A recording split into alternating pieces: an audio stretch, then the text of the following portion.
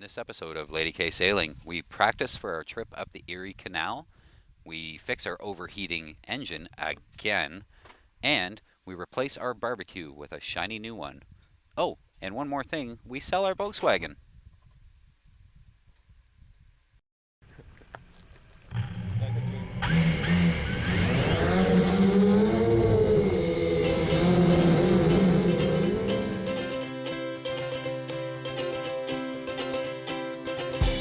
We're headed for adventure, our worries left behind. Taken to the water, fun rising like the tide. With open skies above us, we'll be running side by side. Come on, away the anchor, we're casting off the line. We're about the destination, the journey is divine. Welcome to the story of living our bold life. We're doing it our own way on Lady K. We're sailing away on Lady K.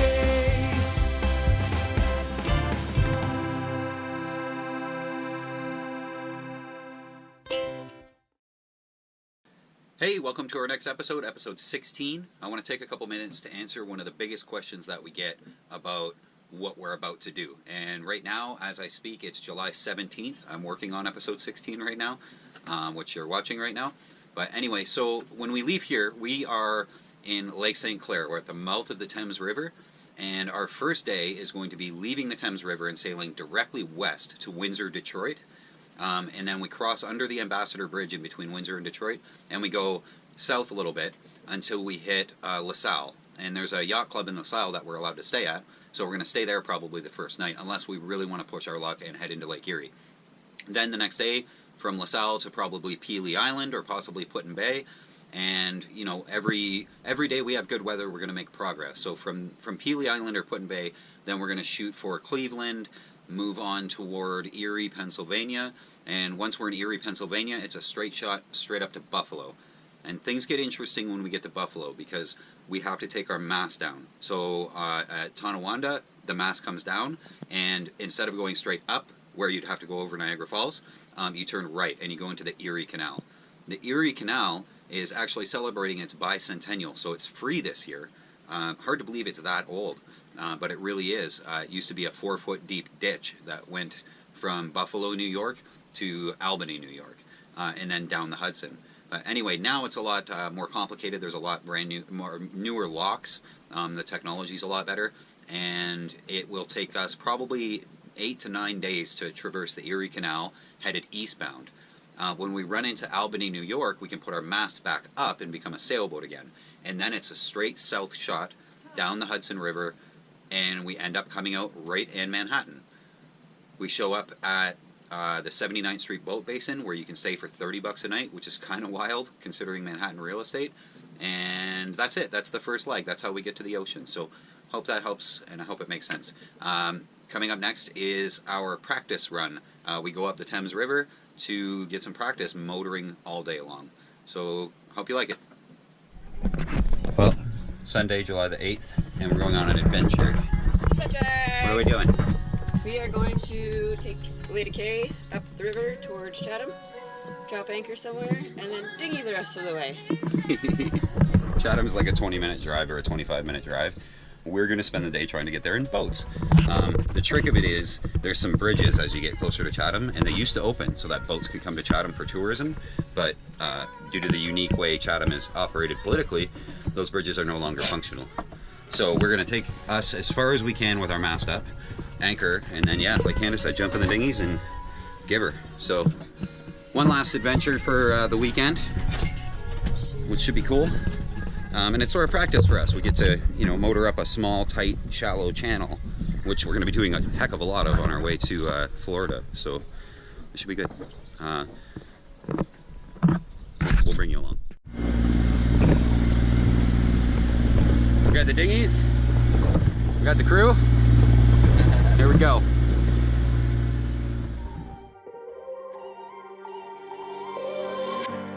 Pacing back and forth, oh, I don't understand why you're standing right here. All your shots have scored. No, scratching at the scars you left on my skin. But we fight and we fall and we rise through it all till we find what we want. Then we lose it all again. Your touch on my skin, pull me close, take me in. Just me, just you, lost in the moment.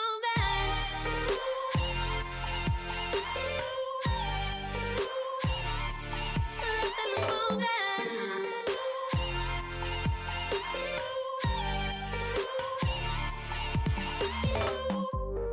Nowhere left to run. Oh, trying to bide our time. We know it's all done. Take a bow, you win. Oh, swam against your tide. It keeps pulling me in. We fight and we fall. Can we rise through it all till we find what we want? Then we lose it all again. Your touch on my skin, pull me close, take me in. Just me, just you, lost in the moment.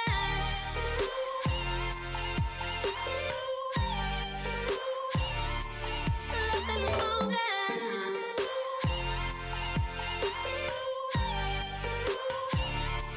Lost in the moment.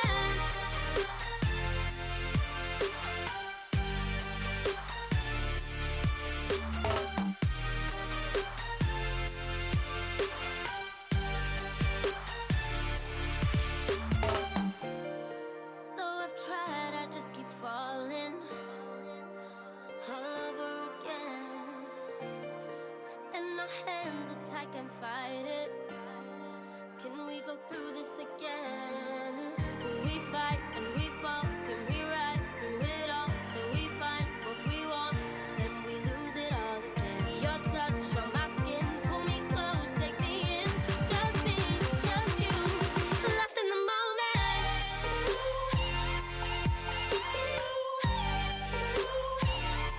Lost in the moment. You got me lost in the moment. Lost in the moment.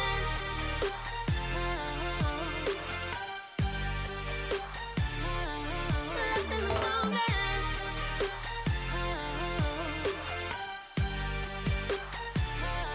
Lost in the moment.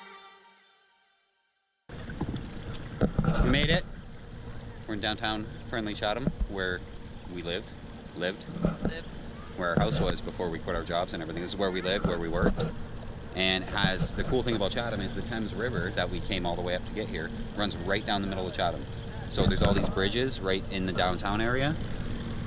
And they actually, yeah, this is where the War of 1812 had a big sort of fiasco, and you can see up on the hill there's a cannon. I don't know if you can see it in the camera, but up on the grass berm ahead of us there's a cannon, and that's just a memorial to the War of 1812, when the Americans came up here and there was a big thing. Not how that boat's supposed to sit. Oh, see, now that boat, that seems okay. That boat seems okay. It's upside down, yeah. I'm sure it's fine. There. They don't have the floating docks anymore. Are we gonna try to tie up? Yes, I am. Okay.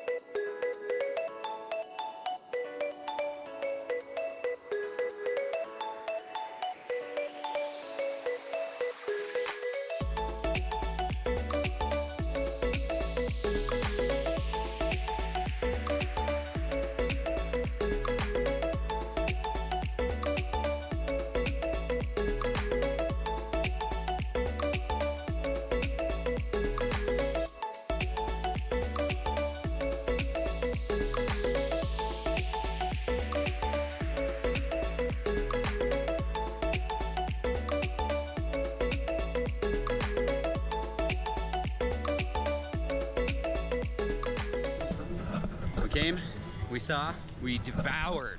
Nom nom nom. Nom nom nom. Back to the dinghies. Took us 3.5 hours to get here. So we got the long ride home now. Should be a good time. Hey, buddy.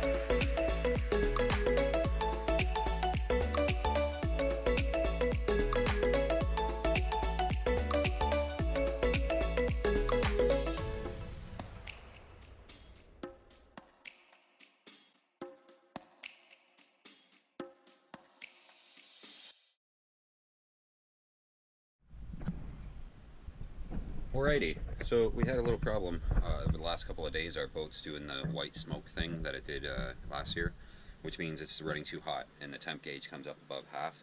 So there is a flaw. This is a Volvo 2030 or MD 2030, Volvo 29 horsepower diesel. The water line comes in right here off of the sail drive at the back into the impeller chamber, and the impeller kicks it up here and then into the heat exchanger.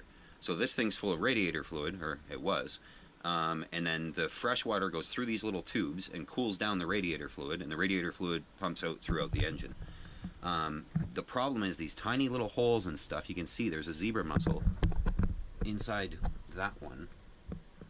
So they get clogged up really easy. There's no strainer on this line. It's just straight off the sail drive. So today I'm going to order a strainer and probably mount it on the wall over here somewhere when it comes in. That way it comes up the sail drive into the strainer, it can catch all of that garbage, and then it can come back out and go to the impeller. I think that adding a strainer will be fine for the flow of water. I don't think it's going to be a problem. There's a lot of flow. But here's the line that went from there up to there, and let me show you. Actually got, and maybe you'll be able to hear it,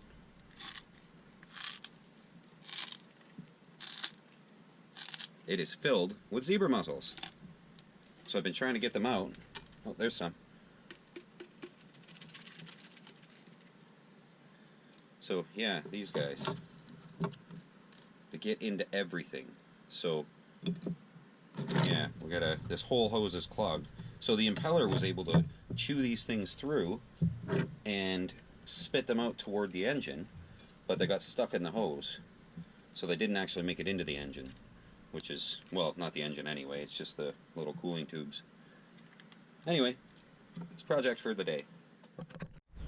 Okay, so our friend Scobie was nice enough to sell us this nice new Magma barbecue, and we've been using this. It's a $40 barbecue from Canadian Tire, and I made this frame out of old bed frame, and we've been like 3 years, and it's been fun.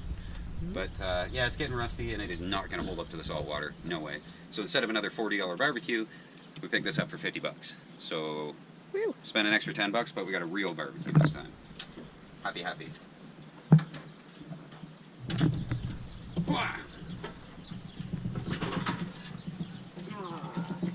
Here you go. Ooh!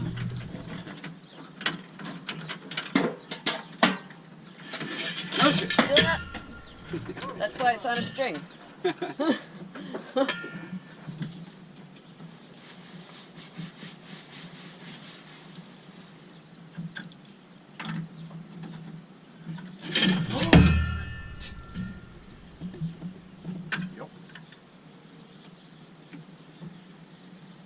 Change length of the hose though, can you? No, it's a fitted. So there's two more things I want to talk about in this episode. One is, this is the first episode that we started using a different video editing software. We've always used Cyberlink Power Director Pro 15 or something like that. Anyway, Cyberlink. It was really easy, really user-friendly, but it crashes a lot, and all of your unsaved work would go away very, very quickly. So I started Googling what else is out there, and sort of the top 2 in the world for video editing for YouTube, one of them is Cyberlink, which is the thing we were using. The other one is Adobe Premiere, or Adobe Premiere, depending on how you want to pronounce their name. So Adobe Premiere, we got a copy of it today and installed it, and actually it took a long time to get working because it's Adobe and nothing really works with them. But I finally got it to work and did all the updates on our very, very minuscule internet connection. And I learned to use it this morning. I got up at 6 and I used it for about 4 hours just to make little, kind of tiny videos to figure out how it works. But I spent the time, I learned how to use it, so this whole episode you're watching right now is made with Adobe Premiere, and it's the first time I've ever used it, so I apologize if the editing is crap. The other piece of that is our GoPro, which I'm filming on right now, does not have an external microphone. So when you hear the popping and chirping when we're moving the camera around by hand, that's why. The internal microphone picks up every little thing, like every little hand movement on the mount that I'm holding right now with my left hand. It's crap. New microphone is like $150. We just don't have the money right now, but we will get a better microphone for this camera. Our other camera is a Rebel T5 or a T6. It can use the same external microphone, so that'd be nice. But anyway, this is the first time with Adobe Premiere. I apologize for the microphone and the sound quality. The other part of this is our biggest worry with leaving in 2 weeks now, holy crap, is we have 2 cars to sell. Luckily it's the middle of the summer and it's very hot out, and they're both convertibles, so they should be really, really easy to sell. Candace's car just sold today and she is absolutely heartbroken, which is kind of why she's not in very much of this episode.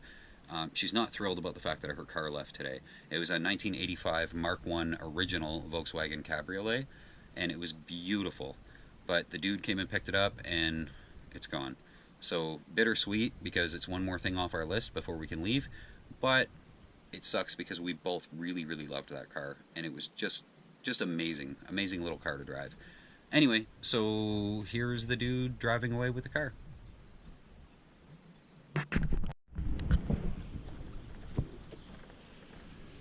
Don't stall it.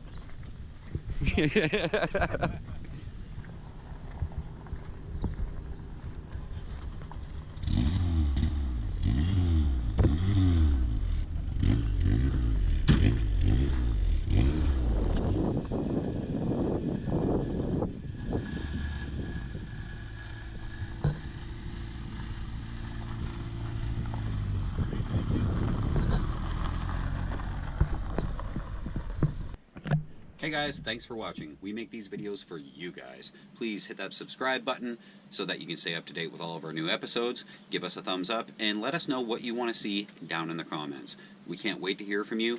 Fair winds, following seas. We're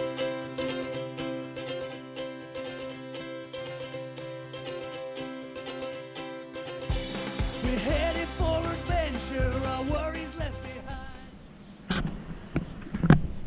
Hey guys, thanks for watching. Cut this one. Hey guys, thanks for watching. Please hit that subscribe button. We make these videos for you guys. Cut that one too. Was that good, babe? Babe, get out of the water. This girl.